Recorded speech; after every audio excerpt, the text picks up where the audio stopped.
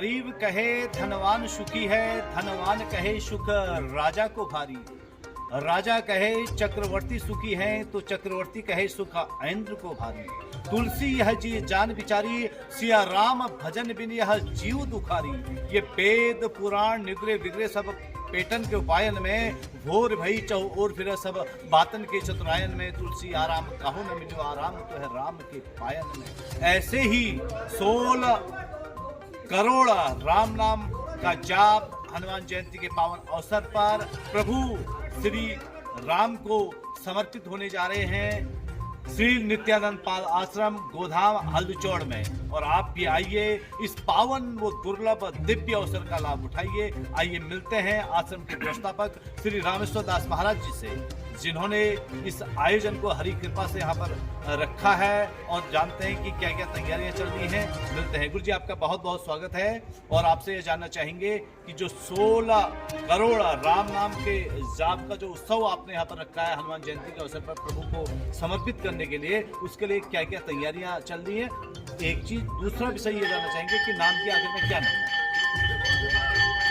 अभी तो प्रयास करा जा रहा है कि भगवान को प्रसन्न करने का 2 ही उपाय हैं। भगवान के भक्त प्रसन्न हो जाते तो भगवान प्रसन्न होते हैं। फिर हरि को प्रसन्न करने वाला उनका नाम है। हम यही प्रयास कर रहे हैं। हनुमान जी भगवान श्री राम के प्रिय भक्त हैं, और हनुमान जी को अति प्रिय हरि नाम है, अपने प्राणों से प्रिय हरि नाम है। तो हनुमान जी का जन्मोत्सव आ रहा है 6 अप्रैल को, इसलिए हम प्रयास कर रहे हैं कि कम से कम हमारे मन में प्रेरणा हुई भगवान की कृपा से, हनुमान जी की कृपा से प्रेरणा हुई, 16 करोड़ हरि नाम हनुमान जी को उपहार रूप में भेंट किया जाए। बहुत सुंदर। तो उसके लिए हम कम से कम 1600 भक्तों का आह्वान कर रहे हैं। घर घर जाके उसी प्रचार प्रसार के द्वारा, हमारे आपके चैनल के माध्यम से, अन्य जितना हो सके हम तो कहते हैं कम से कम 1600 लोग, बाकी जितने अधिक आ सकते हैं, तो सबको संदेश पहुंचाना है। क्योंकि हमारा जीवन का उद्देश्य केवल हरि को प्रसन्न करना है। बताया गया कि सबसे पाप क्या है जी, हम पापों से दुखी हैं। महापाप क्या है? हरि को भूलना।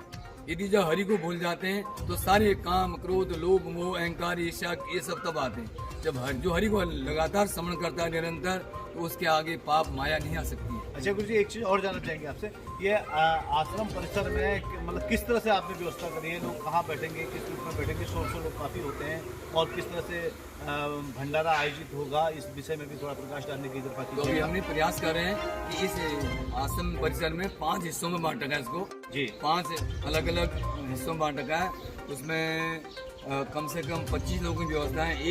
एक भाग में 5 लोग सेवा देखेंगे, उनको जैसे जप देना, माला देना, जप थैली देना, उनको आसन में देना, या कोई पूजा की सामग्री देना, जल देना, उसके लिए 5 लोग सेवा करेंगे।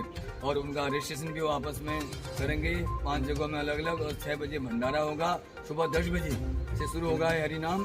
कम से कम इसमें 8 घंटा लगेंगे 1 लाख नाम लेने में।